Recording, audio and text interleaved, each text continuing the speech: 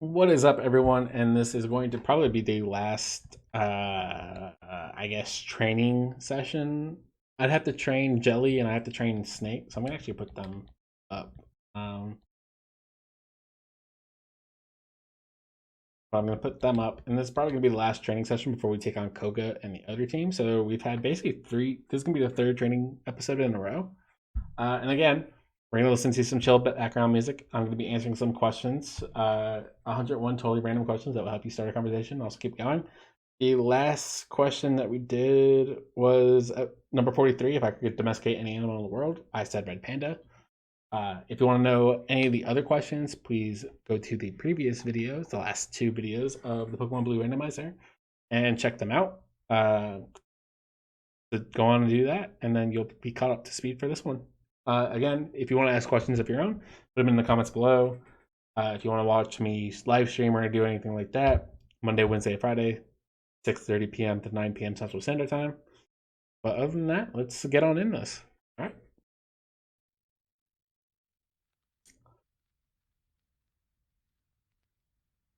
All right. So we got to run back to Pokemon Center to heal up. And then from there, we'll be training some more.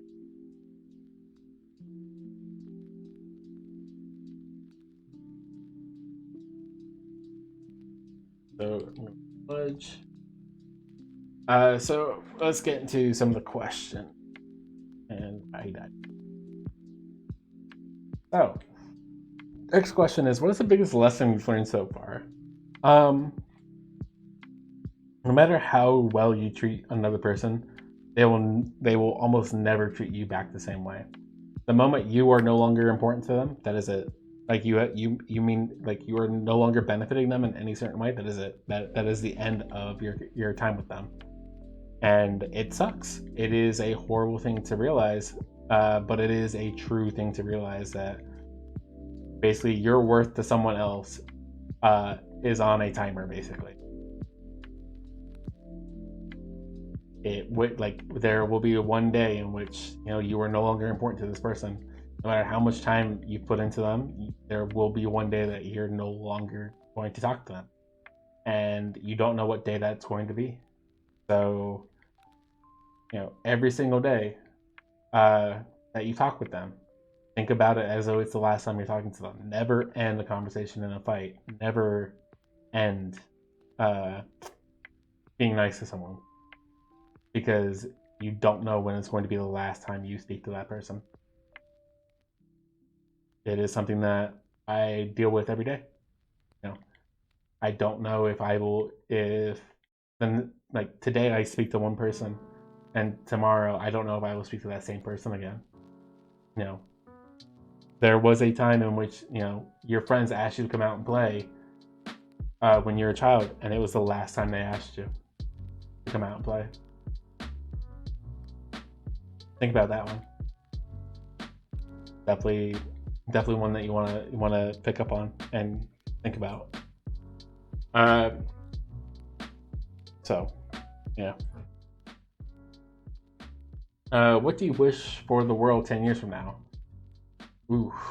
Um, Hopefully that humans realize don't be an asshole to one another. God, it's not hard to just realize that maybe I shouldn't be an asshole today.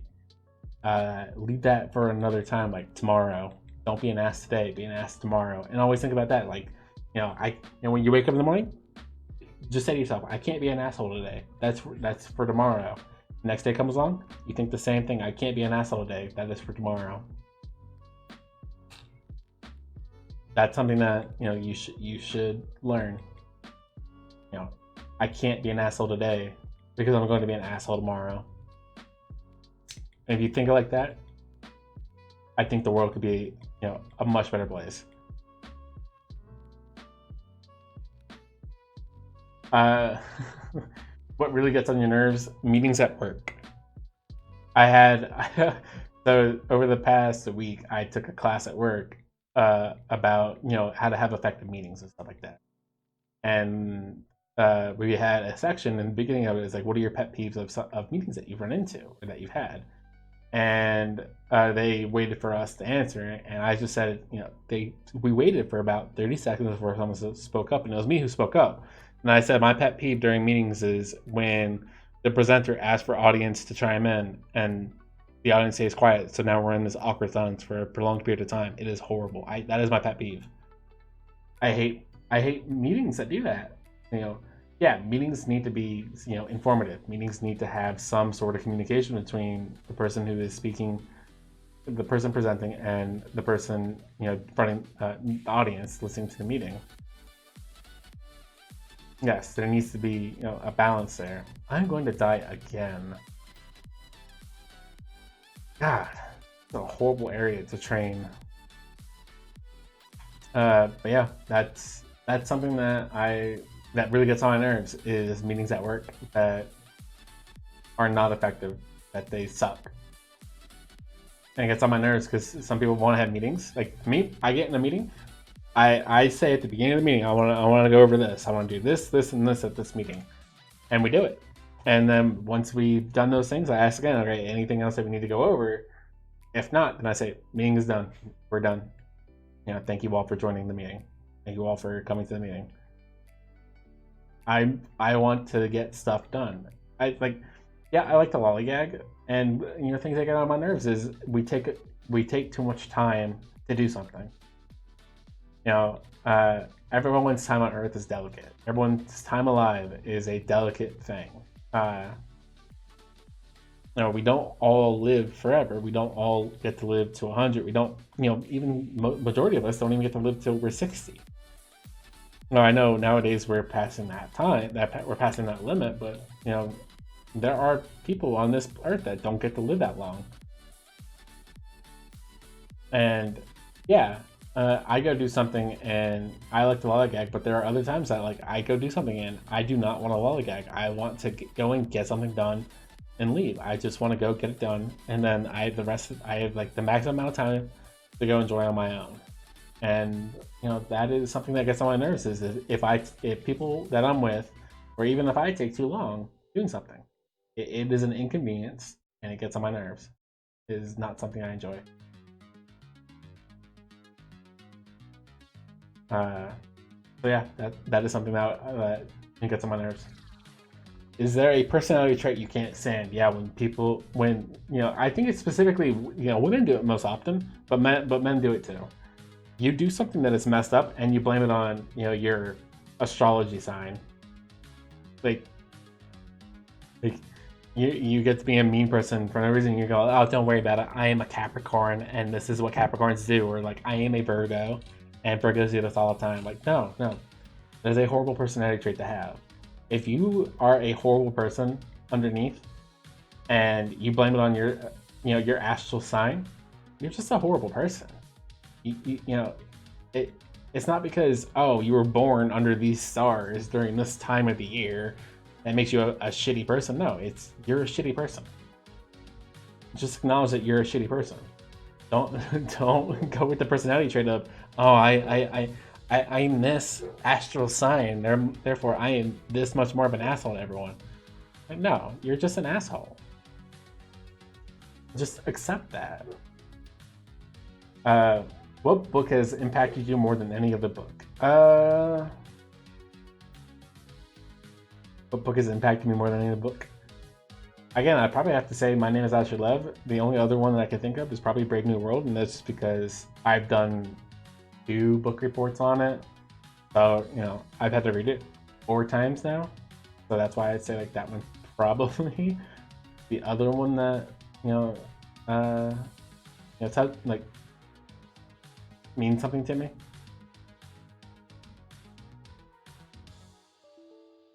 So that's the only other one I can think of. What's the last meaningful book you read? Wow. Getting real intense here with books here. I want to know all about my books. When languages die, or what happens when languages die. That is the last meaningful book I read, and I read it for class. It was a class about Languages in Peril was the title of the class, and it was a class all about how what happens to languages out there when they become endangered, and what happens when they become extinct, like that type of stuff. And it's a very sad book to read, because you learn that society used to run in certain ways. People used to think certain ways. People still think certain ways, and it's all based off of the characteristics that they grew up around with, and the culture that they grew up with. So there are people out there that count in like base 24, not because of the digits that they have on their, like the amount of phalanges that they have on their hands, but the amount of digits that they have on their hands, or even like their spinal cord. They'll count like a lot of different things on their body, and they have a different base system of math than base 10, decimal base. And it is fantastic to know, and it's also pretty fantastic to know that there are other cultures out there that have ways of counting. They count using sticks. They literally go, this is a big stick, this is 20, this is a medium stick, this is 10, and then these small sticks are 1. So it's weird to know that there are societies out there that function like that. Oh god. But it's also really interesting to know that is like a society that actually lives out there, but those societies are currently dying off, and so their culture is dying off. And so that's probably the book that's the last meaningful book that I've read, because it makes you actually want to learn more about the culture. It makes you want to learn more about these like languages and cultures that are going extinct. Because the way you grew up is not the way someone else grew up. So your struggles are not the same as someone else's struggles, and it's never going to be that way. Your struggles are never going to be the same as someone else's struggles. Even if two people growing up in the same household, your struggles are never going to be the same as someone else's struggles. You two perceive life completely different. So it's good to see or read about how other people live, how other people, struggle, and how some of these societies are no longer in existence, or they're slowly dying out. And it's interesting to learn, and it really impacts you. What is your favorite line from a movie or book? Oh, I have to look it up. It is from, oh boy. It was a movie that Tom Hanks was in, and it's about like reincarnation. I have to look it up. I gotta do that. I gotta look it up. So enjoy like half fighting, half not fighting.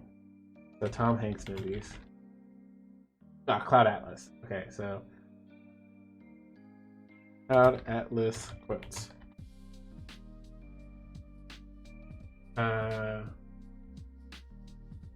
I'd have to go from the movie quotes, because it was a movie quote that did it for me.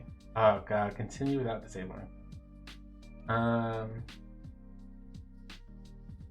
it was a Robert Frobisher. Yeah. So it is, a true suicide is a paced, disciplined certainty. People pontificate suicide is selfish, while career churchmen like Peter call it a coward's act, typically because they lack the necessary suffering to sympathize. Couldn't be further from the truth. Suicide takes tremendous courage. I've had friends commit suicide, and when I heard that line, people always say, "Oh, it's a coward's act of what they did." They took the easy way out. They only thought for themselves. They didn't think anyone else. They're selfish. But that quote really stuck to me, going like, we really honestly don't know what it takes to take your own life. Yeah, it seems like it could be an easy thing to do. You accidentally fall from a tall height. There goes your life.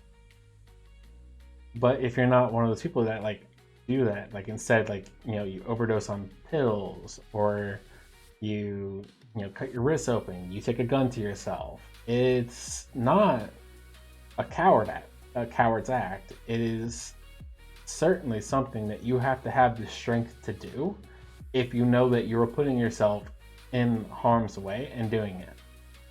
It's not a coward's act, but it's not something to encourage either. It's not a good thing. but it's not saying like, oh, they were a coward for doing this. It's like, no, it takes a tremendous amount of strength of someone to do it. But it shouldn't be celebrated. Again, it's not something that we should celebrate. Like, oh man, this person was courageous enough to take their own life. Like, no. Like it's probably the same way of putting yourself in between, you know, you're putting yourself in danger. You know, you purposely are putting yourself in danger to save other people. It's probably along those same lines, but not to the full extent of it. Because you know what you're doing is going to kill you, or it has the potential to kill you. And it's definitely not a coward's act. And so that quote definitely stuck with me. And I've had friends commit suicide. I've had quite a few friends commit suicide. I've had quite a few friends just die of normal means. And I can never say that, you know, what they did was cowardly. But I can say that, you know, they probably didn't try as hard to get help. And people definitely didn't see that they needed help. People weren't there for them. And it sickens me to know that, you know, there are people out there still, you know, who have suicidal thoughts, who are thinking about, you know, potentially ending their lives, and they aren't asking for help in a verbal manner. They're asking for help in other ways. They're crying out for help. They're crying out because they're in pain, and the people around them just aren't seeing it. And people need to learn to be more alert and more attentive when it comes to that stuff. I think it's something that we all need to learn. And after having a couple friends pass away from it, it's definitely something that, like, I can't be rude to people that often. If I know them as a very good friend, yeah, I'll be rude. I will jokingly be rude. But if it's someone that I don't know, there's no reason for me to be rude. There's no reason for me to say rude. But if I'm you know we're meeting and I'm saying it as a joke, or if I'm jokingly going about something, yeah, I do tell them afterwards. Oh, hey, you know, everything I said was a joke. You know, don't take it as though I meant it, stuff like that. But I know, like, even in those cases, it is hard for people to, if they're sensitive about something and you make fun of their sensitivity over something, it hurts them too. And it's something that, you know, even if I'm talking to someone and joking about it, it's not something really take lightly. But yeah, that book that line from a movie and book has impacted me very much, because I tried to understand what was going through my friends' heads when they ultimately did it, and they're no longer here with us. I tried to understand why, and it came down to, you know, I can't say that they were a coward for doing it. I don't agree with what they did. I wish that they asked for help, but I can't say that what they did was a coward's act. In their mind, that's what they thought was best. And I can't change their mind anymore. I wish I could. I honestly wish I could. I wish I could hug them again. I wish I could talk to them, hear them. But I can't. And that's why, you know, every day when you talk to someone, you have to, you know, keep in mind that this may be the last time that you talk to them ever. This may very well be it. Are you sure the last words that come from your mouth to them, that they hear from you, are the last words you want them to ever hear from you? And for most cases, it's not. But just think about that. You know, that last time, you know, I don't live with my parents anymore. I call them up. I call my dad up probably, you know, once a day, typically. I call my mom up once every Saturday. And I try never to end our conversations on a bad note. because I don't want them to like their last thoughts of me to be a bad one. And a lot of my friends, I don't want that at all either. So I guess this also goes into consideration of what your all-time favorite quotes. That is also, you know, one of my favorite quotes of all time, even though it came from a movie. So I'm going to go on to question 52. What's the last thing you did just for yourself? Oof. I think most everything I do is just for myself. Last thing I did just for myself. I bought myself liners, like teeth aligners. I think that was the last big purchase I made for myself. I hate how my teeth have looked for a while. I never had braces, so I shoveled out $2,000 to buy myself aligners from a company to help straighten my teeth out and get them back on point. And so, like, if you're hearing any type of speech impediment, like right now, like if there's a lisp or my S's don't sound correct or I sound like I'm talking kind of strangely, it's because I have my aligners in, and they will stay in until November. And hopefully by Thanksgiving I'll have, you know, straight teeth again, or finally. I never had straight teeth. If you could do something mischievous without anyone ever finding out, what would it be? I would probably hack into a couple of different websites. I do love cybersecurity. I would definitely hack into websites, take some information, and then no one will ever know. I think that'd be pretty interesting. And then you know, use that information for good. How would I use that information for good? I don't know. It depends on the information. In what circumstances is it okay to commit a crime? If like your wife is pregnant and a baby is about to pop out of her, I think it's fine to speed to the hospital, run through some red lights. You know, you're bringing another life into this world. Yeah, you're, you know, putting other lives in danger a bit, but you know, I think that, you know, in that circumstance, it's probably okay to commit a crime. If you're if you're not an open carry person and, you know, you're at a place that's being robbed and you're taken prisoner or something, and, you know, a police officer or someone who had a gun was killed right in front of you, and you could easily get to their weapon and shoot the, you know, person, you know, yeah, do it. I don't. You're committing a crime of murder, and you're doing like first-degree murder too, because you're meditating on it just for like a couple minutes. But, you know, you are committing a crime. I think that's perfectly fine, because you're, you know, saving yourself and others around you. What food do you crave more than any other? A Jersey Mike's sub. You know, for some reason I crave subs more often than not. I love subs. They're so good.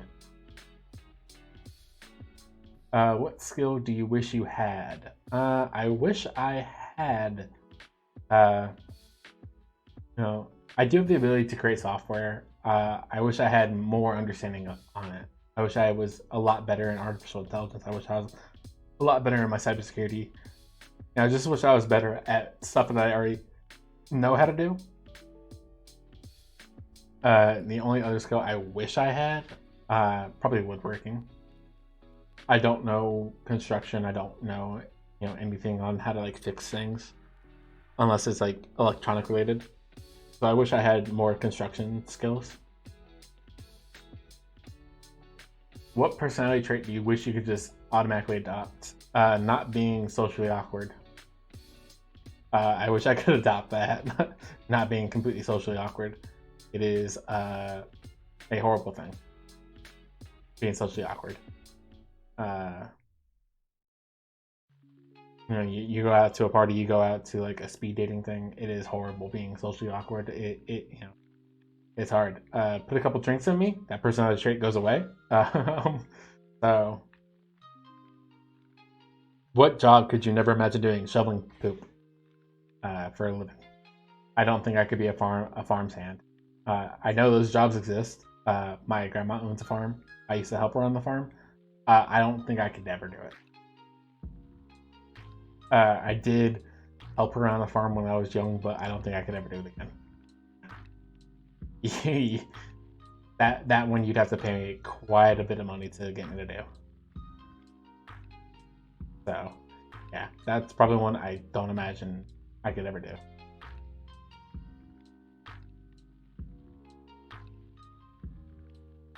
Next question is, if you were a bagel, what type of bagel would you be? Everything. I like to dabble in, a little bit of this, a little bit of that. I like to have skills all rounded, basically. And I also just love everything bagels. So that's the bagel I think I would be. What song lyric best mirrors your life motto? In the end, it didn't even matter. It doesn't even matter. Because in the end, nothing matters. In the end, you'll be buried 6 feet under. You'll be cremated. You'll become a tree or something like that. In the end, you will turn into nothing. So all your actions technically don't matter. Or in the end, everything doesn't really matter. But I mean, after humans, yeah, in the end, it doesn't even matter. So, but I would also say, like, try not to be an asshole, during during your life. Try not to be purposely a dick. So, even though in the end it doesn't even matter, try not to be an asshole.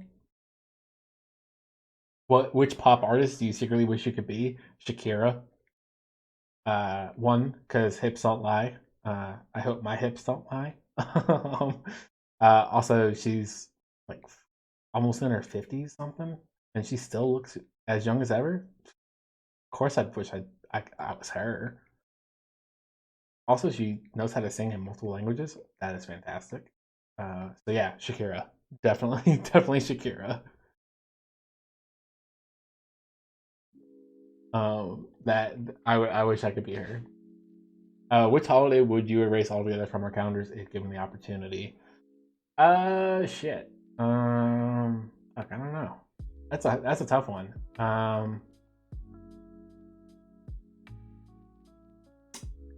Dang. Because I'd like a lot of my holidays. I get time off from work. But holidays I like choose to get rid of altogether. Like my favorite holiday is definitely Halloween. I don't get it off at work, but it is a fun holiday.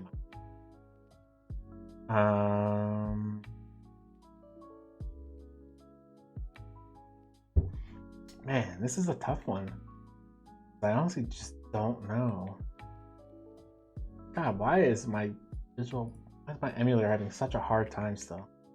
Man.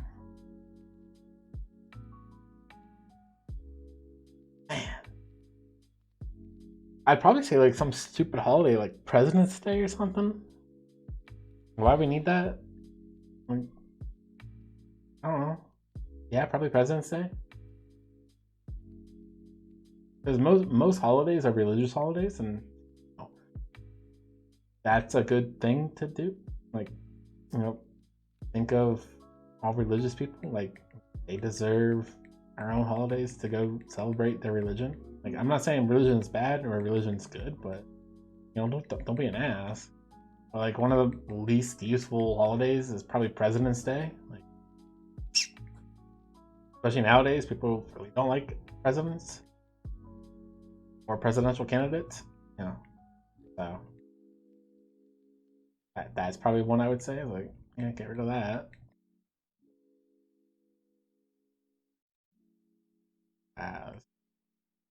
So yeah, that's probably what I'd say. What's the best dream you've ever had? Most of my zombie dreams are just best dreams. So, probably the best dream I've ever had is probably one that I wrote into a short story. I wrote it as a short story, where I had a paraplegic girlfriend, or a girl. I had a girlfriend that got really, really sick, turned into a paraplegic, and she was slowly dying over time. And I started seeing these black shadows going and killing people. And I had to try to protect my girlfriend from dying. And it came out to be that, like, you know, the world was ending and these black figures are going around killing people, but they're only killing people that were dying anyway. And the moment I let my girlfriend die, you know, the world came back to normal. So it was basically, you know, accepting that my girlfriend was dying and accepting that, you know, it would be the last time that I ever saw her, stuff like that. It was a good dream. I would say it was probably the best dream I ever had, and I wrote it into a short story. So it was probably a really good dream. And I'm going to answer one last question after this. I know I've hit my 30-minute mark, but I want to answer one last question. So when were you last totally lost in thought? And I honestly can't remember the last time I was totally lost in thought. I would say most days when I get into the shower, I'm kind of lost in thought as well. I would probably say this morning in the shower. So yeah, that's probably the last time I was really lost in thought. Even when I work, I get lost in thought in my code and how to code something efficiently and effectively. So that's what I'd say. But our 31 minutes are up. So with this, I would have to say this is the end. Next episode, we will take down Coca's gym. We might finish up a little bit of training because I want to get probably to at least another level on Snake. But yeah, I would say thank you all for joining me for the past 30 minutes while I answered questions. I do hope you guys enjoyed. I will see you guys next time. Thank you very much.